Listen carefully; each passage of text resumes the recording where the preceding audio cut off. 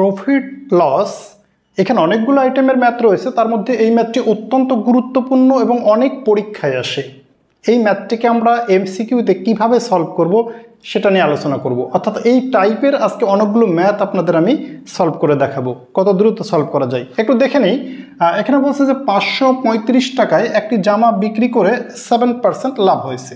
জামাটি কত টাকায় বিক্রয় করলে তার 20% ক্ষতি হবে।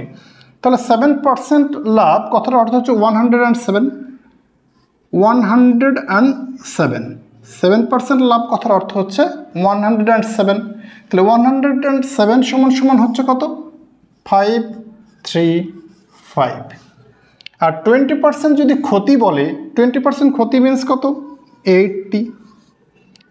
এই 80-এর জন্য আমাদের কত টাকায় বিক্রয় করতে হবে। এখানে যে টেকনিকটা আপনাকে কাজে লাগাতে হবে, এখানে দেখুন তো যে এইটার কত গুণ আছে। এটা 107-এর কত গুণ হচ্ছে 535, এটার হচ্ছে কত? 5 গুণ।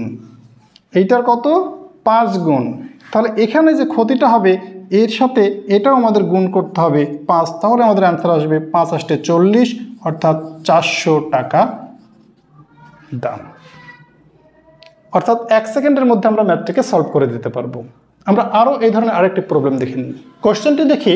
এখানে বলছে যে একজন বিক্রেতা একটি ঘড়ি 1600 টাকায় বিক্রয় করে 20% ক্ষতি হয়। যদি 10% লাভ করতে চায় তবে কত টাকায় বিক্রয় করতে হবে?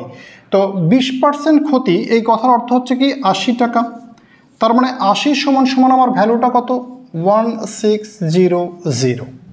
আবার দেখুন 10% লাভ, এর অর্থ হচ্ছে কি 110। এখন আমাদের টেকনিকটা কি বলছে এখানে, যে এখানে এই যে 80-র কত গুণ আছে, এটা 80-র কত গুণ এটা, তার মানে এটা হচ্ছে 20 গুণ আছে। তাহলে এখানে আমাদের যে রেজাল্টটা আসবে সেটাও এর সাথে 20 গুণ করতে হবে। তা 20 যদি গুণ করা যায় এখানে, তাহলে আমাদের রেজাল্ট আসবে 2200। Very simple and easy math.